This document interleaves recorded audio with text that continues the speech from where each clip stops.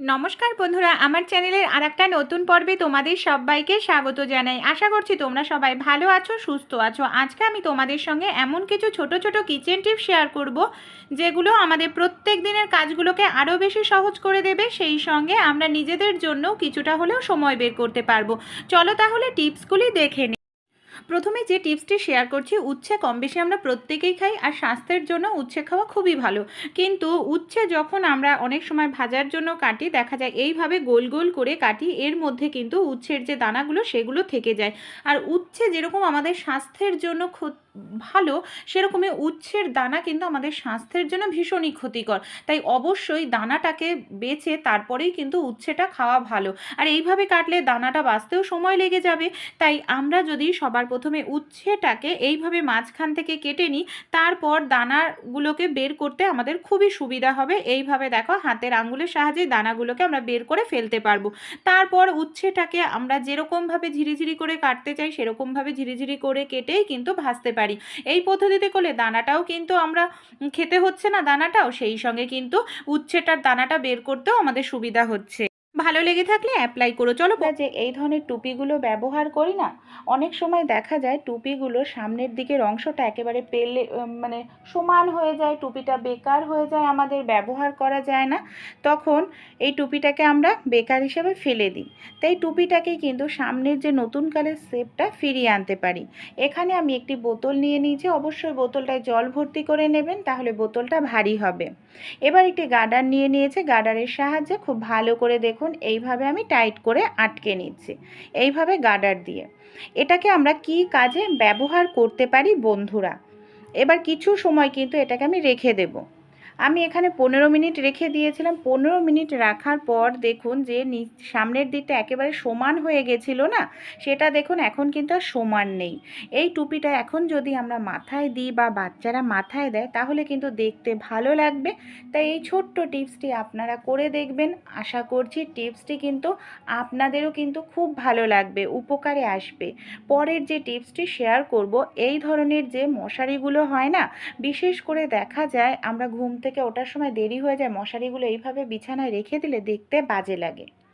আমাদের বাড়িতে এক্সট্রা কিন্তু অনেক বালিশের কভার থাকে, আমরা যদি বালিশের কভারের মধ্যে ভরে রাখি, মশারিটাও দেখতে বাজে লাগবে না, সেই সঙ্গে কিন্তু সুন্দরভাবে গোছানোও থাকবে, নোংরা পড়বে না মশারিতে।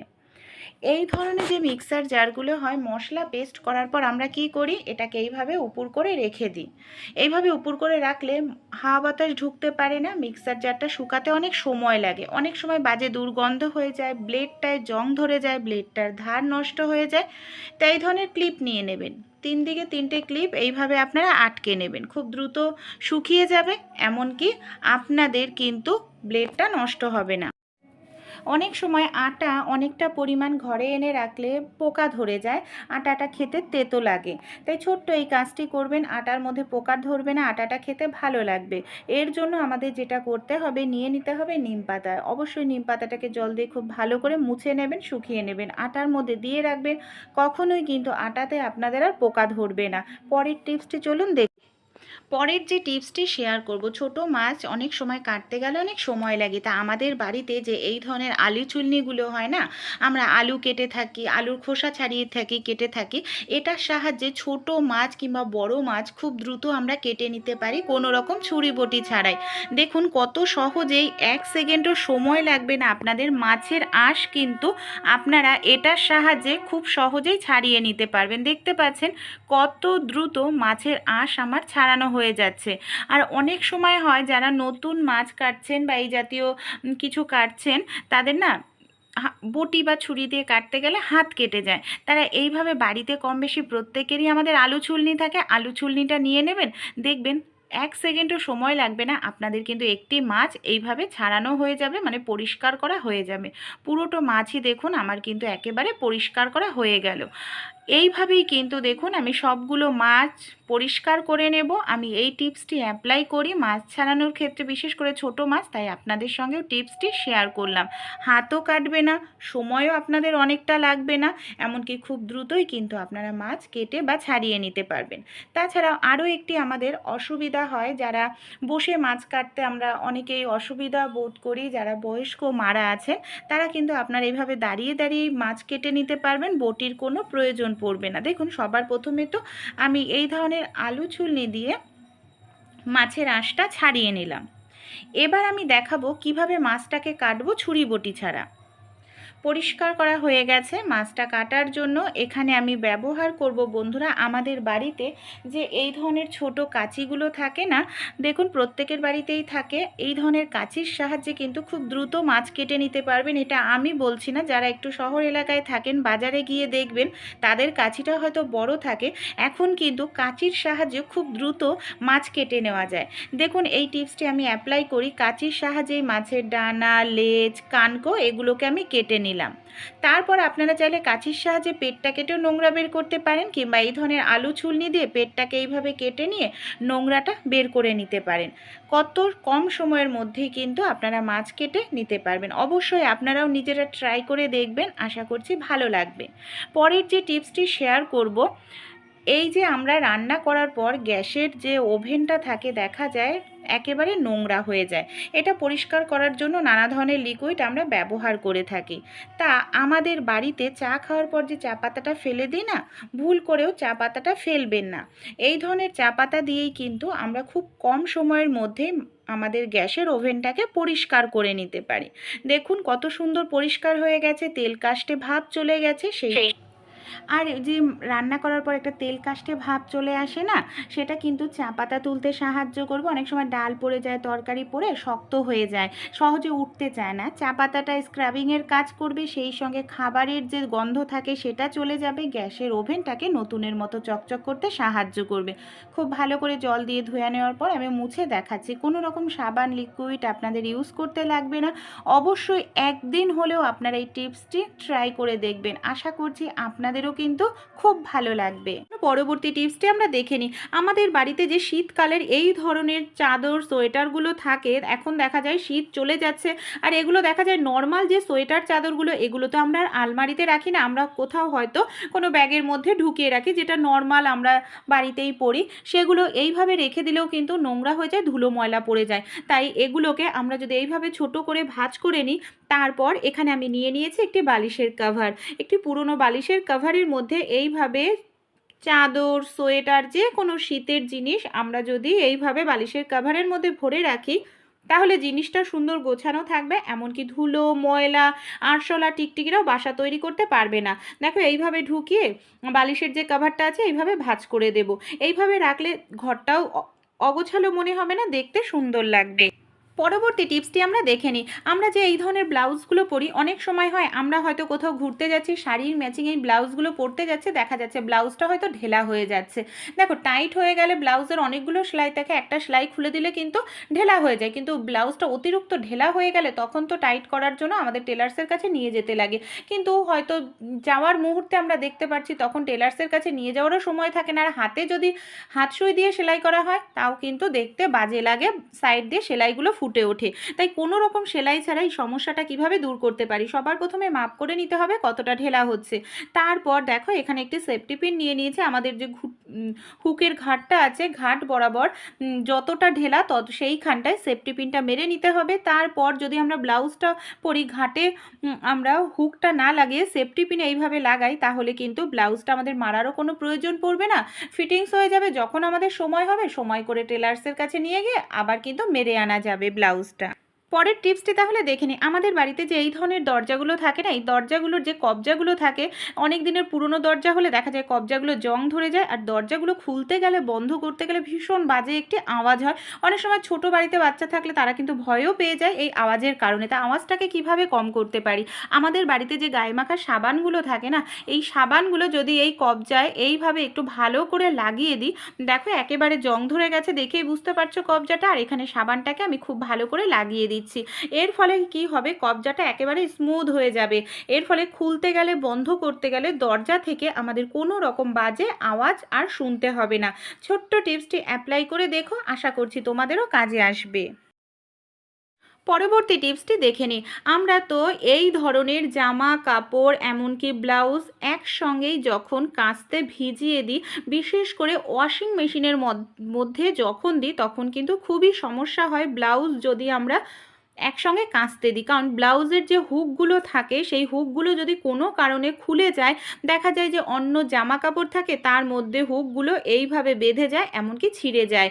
আর আমরা নর্মালভাবেও যদি হাতে কাচার জন্য ভেজাই, তাও দেখা যায় হুক যদি এইভাবে খোলা থাকে অন্যান্য জামা কাপড়ের সঙ্গে এইভাবে আটকে গিয়ে কিন্তু খুব সহজেই ছিঁড়ে যায়, জামা কাপড়টা নষ্ট হয়ে যায়। তাই আমরা হাতেই কাচি কিংবা ওয়াশিং মেশিনেই কাচি, ব্লাউজের যে হুকটা আছে এইভাবে ভেজানোর সময় আমরা যদি হুকটাকে এইভাবে একটু ভালো করে মুড়িয়ে নিই, তারপর একটি গার্ডারের সাহায্যে এইভাবে আটকে দিই, তাহলে কিন্তু আর কোনো রকম সমস্যা হবে না, হুক একেবারে আটকানো থাকবে। আমরা হাতে কাচছি এমনকি ওয়াশিং মেশিনে দিই, আমাদের কিন্তু হুকটা অন্যান্য জামা কাপড় নষ্ট করবে না। ছোট্ট টিপসটি অ্যাপ্লাই করো, আশা করি। যখন মোচা বা এই জাতীয় যে খাবারগুলো রান্না করি না, অনেক সময় সেদ্ধ করে রান্না করতে নিলে কালো হয়ে যায়। তাই মোচা যখনই আপনারা সেদ্ধ করবেন, অবশ্যই মোচার মধ্যে সামান্য পরিমাণ নুন হলুদ দিয়ে খুব ভালো করে মিশিয়ে নেবেন, তারপর মোচাটা সেদ্ধ করে নেবেন। দেখবেন মোচা কালোও হবে না, তরকারি রান্না করলেও তরকারিটার কালারটা কিন্তু সুন্দর থাকবে। দেখুন আমি মোচাটা সেদ্ধ করেও কিন্তু আপনাদের দেখাচ্ছি। পরের টিপসটি চলুন দেখে নিই। এখানে আমি নিয়ে নিয়েছি 2টো চামচ আর নিয়ে নিয়েছি 2টো ক্লিপ, জামা কাপড়ের যে ক্লিপ হয় সেই ক্লিপ। চামচ দুটোকে যে ক্লথ ক্লিপের ওপরে রেখে সেলো টেপের সাহায্যে খুব ভালো করে এইভাবে এটাকে না লাগিয়ে নিতে হবে। অবশ্যই একটু ভালো করে টাইট করে সেলো টেপ দিয়ে লাগাবেন, তাহলে কিন্তু আপনারা যে অর্গানাইজারটা তৈরি করবেন অনেক দিন ইউজ করতে পারবেন। দেখুন আমি এইভাবে দু সাইডেই দুপাশেই লাগিয়ে নেব, দুপাশে লাগিয়ে রেডি করে নিলাম। এটাকে কি কাজে ব্যবহার করব? গরম জিনিস খুব সহজেই কিন্তু এটার সাহায্যে আমরা তুলতে পারি। বিশেষ করে যখন কোনো কিছু ভাজাভাজি করতে যাই, অনেক সময় আমরা এইভাবে হাতা খুন্তি দিয়ে তুলতে গেলে অনেকটা তেল থাকে। তাই দেখুন এটা ওলটপালট করতেও কত সুবিধা, লুচি বলুন কিংবা রুটি, দেখুন তুলতেও কত সুবিধা। আর এইভাবে ধরে তুললে কিন্তু একটু তেল থাকবে না, আমাদের হাতে গরম তাপ লাগবে না, আর এই কাজটি করতেও সুবিধা হবে। এর জন্য কিন্তু বাজারে চিমটা কিনতে পাওয়া যায়। তাই যাদের চিমটা নেই তারা কিন্তু এইভাবে 2টো চামচ দিয়ে চিমটা বানিয়ে আপাতত কাজটা চালিয়ে নিতে পারেন। পরের যে টিপসটি শেয়ার করব, এখানে আমি নিয়ে নিয়েছি একটি কাঁচি। এই ধরনের যে কাঁচিগুলো থাকে না, কিছুদিন পরেই দেখা যায় কাঁচির না ধারটা একেবারে কমে যায়। আর কাঁচির ধারটা কমে গেলে কাঁচিটা একেবারে কিন্তু বেকার হয়ে যায়, কোনো কাজে ইউজ করা যায় না। তাই নিয়ে নেবেন নেল পালিশ। নেল পালিশের নিচের দিকটা অমিশ্রণ থাকে, শিশিটা আর কাচের হয়। নেল পালিশের শিশিটা দিয়ে এইভাবে যদি আপনারা একটুখানি ঘষতে থাকেন, দেখবেন যে কাঁচির ধার চলে গেছিলো সেই কাঁচির ধারটাও কিন্তু খুব সুন্দরভাবে ফিরে আসবে, ইউজ করতে পারবেন। বর্ষাকালে যে তালাগুলো আমরা ধরুন বাইরের দিকে লাগাই, সেই তালাগুলোতে জল লাগে, যার কারণে তালাটার ভিতরে জং ধরে যায়, আটকাতে বন্ধ করতে অসুবিধা হয়। অনেক সময় দেখা যায় তালাটা আমরা ঘোরাতে গেলে এরকমভাবে ঘুরতে চায় না, বেকার হয়ে যায়, নতুন তালা কিনতে লাগে। তাই নতুন তালা কিন্তু আর কেনার কোনো প্রয়োজন পড়বে না এই টিপসটি অ্যাপ্লাই করলে। যদি মাঝে মাঝে আপনারা তালার মধ্যে এইভাবে নারিকেল তেল দিয়ে দিতে পারেন না, দেখবেন তালার ভেতরে জং লাগবে না, জং লাগলেও কিন্তু সেটা ঠিক হয়ে যাবে। তারপর আপনারা তালাটাকে এইভাবে খুলতে পারেন, বন্ধ করতে পারেন, কোনো রকম কিন্তু আপনাদের আর সমস্যা হবে না। দেখুন কতটাই ইজি হয়ে গেল তালাটা এখন খোলা বন্ধ করা। আর এইভাবে যদি আপনারা ব্যবহার করেন তালাটা, বছর বছর কিন্তু আপনাদের আর তালা কেনার কোনো প্রয়োজনই পড়বে না। করছি তোমাদেরও কাজে আসবে। পরের টিপসটি তাহলে দেখে নিই। আমাদের বাড়িতে যে এই ধরনের শাড়িগুলো থাকে আমরা কম বেশি কিন্তু প্রত্যেকেই পরে থাকি। আর এই ধরনের শাড়িগুলো যখন আমরা পিন আপ করতে যাই, এই শাড়ির বর্ডারগুলো অনেকটাই মোটা হয়, এমনকি যখন আমরা আঁচলটা পিন করি দেখো কতটা মোটা হয়ে যাচ্ছে। অনেক সময় আমরা যখন পিন আপের সেফটি পিন ইউজ করি দেখা যায় সেফটি পিনটা ঢুকতে চায় না, আর বিশেষ করে যদি সেটা জং ধরা সেফটি পিন হয় তখন তো আরও ঢুকতে চায় না। এতে কি হয়, আমাদের শাড়িটা একেবারে নোংরা হয়ে যায়, দাগ পড়ে যায়, সেক্ষেত্রে খুবই সমস্যার মধ্যে পড়তে লাগে। তাই এই ছোট্ট সমস্যাটি আমরা কিভাবে সমাধান করে নিতে পারি যাতে জং ধরা সেফটি পিনও আমাদের মোটা শাড়ির পাড়ের মধ্যে খুব সহজেই ঢুকে যায় আর জংটা যাতে না শাড়িতে লাগে। এর জন্য আমাদের বাড়িতে যে পুরনো এই ধরনের চা ছাঁকনিগুলো থাকে না, এই ধরনের চা ছাঁকনি দিয়ে দেখো আমি সেফটি পিনটাকে খুব ভালো করে এইভাবে ডলে নিচ্ছি। চা ছাঁকনির এই জায়গাটা লোহার হওয়ার কারণে এইভাবে ডলতে থাকলে সেফটি পিনের গায়ে যে জংটা আছে সেই জংটা কিন্তু খুব সহজেই উঠে যাবে, এমনকি সেফটি পিনের মুখটাও কিন্তু ধারালো হয়ে যাবে। এর ফলে যতই মোটা জামা কাপড় হোক না কেন খুব সহজেই কিন্তু আমরা সেফটি পিনটা দিয়ে পিন আপ করে নিতে পারবো। টিপসটি ভালো লেগে থাকলে অ্যাপ্লাই করো। চলো পরবর্তী টিপসটি দেখে নিই। আমাদের বাড়িতে কম বেশি কেউ না কেউ একজন হয়তো চশমা ব্যবহার করেই থাকেন, কিন্তু চশমা তো আমরা ব্যবহার করে রাস্তাঘাটে বের হই, ধুলো ময়লাগুলো চশমার কাছে কিন্তু জমতে থাকে। আমরা অতটা গুরুত্ব দিই না যে কাপড় দিয়েই হয়তো চশমাটাকে মুছে নিই, কিন্তু এইভাবে যদি আমরা চশমাটা ইউজ করতে থাকি দীর্ঘদিন ধরে, দেখা যায় একটা সময় গিয়ে চশমার কাঁচ নষ্ট হয়ে যায়, আবছা হয়ে যায়, এমনকি আমাদের নতুন করে আবার চশমার কাঁচ পাল্টাতে লাগে। তাই আমরা যদি সপ্তাহে 1 থেকে 2 দিন চশমাটাকে একটু ভালোভাবে পরিষ্কার করি তাহলে কিন্তু নোংরা ধুলোগুলো চশমার কাছে বসতে পারে না আর চশমাটা আমরা অনেক দিন ব্যবহার করতে পারি। এখানে আমি নিয়ে নেব ভ্যাসলিন। ভ্যাসলিনটা দেখো সামান্য পরিমাণ নিয়ে চশমার যে কাঁচ আছে কাঁচে খুব ভালো করে এইভাবে আমি হাতের আঙুলের সাহায্যে লাগিয়ে নিচ্ছি। ভেতরের দিকটা বাইরের দিকটা এইভাবে আমাদের খুব ভালো করে একটুখানি লাগিয়ে মালিশ করে নিতে হবে আঙুলের মাথা দিয়ে। এইভাবে যদি করি নোংরাটা কিন্তু আমাদের উঠে যাবে। পর এখানে আমি নিয়ে নেব সামান্য পরিমাণ একটু তুলো নিয়ে এইভাবে আলতো আলতো করে আমি ভেসলিনটা যে দিয়েছি এইভাবে একটু ডলতে থাকবো, তাহলে যে নোংরাটা আছে খুব সহজেই তুলোতে চলে আসবে, এমনকি আমাদের চশমার কাঁচটা একেবারে নতুনের মতো ঝকঝকে চকচকে হয়ে যাবে। ছোট্ট টিপসটি অ্যাপ্লাই করে দেখো বন্ধুরা, এতে কিন্তু তোমাদের চশমার কাঁচ সহজে আবছা হবে না, অনেক দিন তোমরা চশমাটাকে ব্যবহার করতে পারবে। টিপসটি ভালো লেগে থাকলে অ্যাপ্লাই করো, তোমাদের বন্ধু বান্ধবদের সঙ্গেও টিপসটি শেয়ার করো। চলো পরবর্তী টিপসটি আমরা দেখে নিই। বন্ধুরা, এরকম যে আমাদের মোটা জামা কাপড় থাকে যার মধ্যে দেখা যায় কোনো কারণে ছিঁড়ে যায়, আমাদের সেলাই করার প্রয়োজন পড়ে, এমনকি বাড়িতে হয়তো একটি সুচ রয়েছে, সেই সুচ দিয়ে আমরা হয়তো সেলাই করতে যাচ্ছি, মোটা কোনো জায়গায় সুচটা কোনো কিছুতেই ঢোকাতে পারছি না, তখন কিন্তু খুবই মুশকিলে পড়তে হয়। অনেক সময় সুচের মাথা ভোঁতা হয়ে যায় কোনো কারণে, সেক্ষেত্রে আমরা একটি সুচ দিয়ে মোটা জামা কাপড় কিভাবে সেলাই করে নিতে পারবো। এখানেও দেখো আমি নিয়ে নেব পুরনো একটি ছাঁকনি। পুরনো যে স্টিলের লোহার ছাঁকনিগুলো থাকে না, এই মাথাটাকে ধরে এইভাবে ঘষতে থাকবো। এর ফলে ভোঁতা মাথাটা আমাদের খুব সহজেই ছুঁচলো হয়ে যাবে। যত মোটাই জামা কাপড় হোক না কেন এই সুচ দিয়ে কিন্তু আমরা খুব সহজেই তখন সেলাই করে নিতে পারবো। দেখো কত মোটা জায়গায়ও আমাদের কিভাবে সুচটা ঢুকে যাচ্ছে। আমরা অনুষ্ঠান বাড়ি পারপাসে এই ধরনের যে শাড়িগুলো পরে থাকি, এই ধরনের শাড়িগুলো একটু পাতলা হওয়ার কারণে অবশ্যই ম্যাচিং করে আমরা পেটিকোট ব্যবহার করি, কিন্তু অনেক সময় একটি সমস্যা দেখা যায় এই ধরনের শাড়িতে। দেখা যায় শাড়ির পাড় থেকে শাড়িটা না পেটিকোটের থেকে অনেকটাই উঁচুতে উঠে যাচ্ছে, যেটা দেখতে কিন্তু ভীষণ বাজে লাগে, বারবার ঠিক করতে লাগে। তাই এরকম সমস্যা যাতে না হয়, কিভাবে আমরা পেটিকোটটাকে ইউজ করতে পারি যাতে আমাদের পেছন দিকে শাড়ির পাড়টা উঠে যাবে না, পেটিকোটটা দেখা যাবে না। আমাদের বাড়িতে যে ডবল টেপের সেলুটেপ থাকে সামান্য পরিমাণ, আমি একটু ডবল টেপের সেলুটেপ নিয়ে নেব। দেখো দুটো টুকরো করে কেটে নিয়েছি। এবার শাড়ির পেছন দিকের পাটটায় আমি এইভাবে লাগিয়ে দেব। এরপর পেটিকোটের সঙ্গে বা সায়ার সঙ্গে এইভাবে লাগিয়ে দিলে সায়া আর শাড়ি একেবারে ফিক্সড হয়ে থাকবে, যতই নড়াচড়া করা হোক কখনোই কিন্তু শাড়ির পাটটা উঠে আসবে না। এই ছোট্ট টিপসগুলি তোমাদের যদি একটু কাজে লেগে থাকে বন্ধুরা, অবশ্যই অ্যাপ্লাই করো। আমার চ্যানেলে নতুন বন্ধু হলে চ্যানেলটাকে সাবস্ক্রাইব করে প্লিজ আমার পাশে থেকো।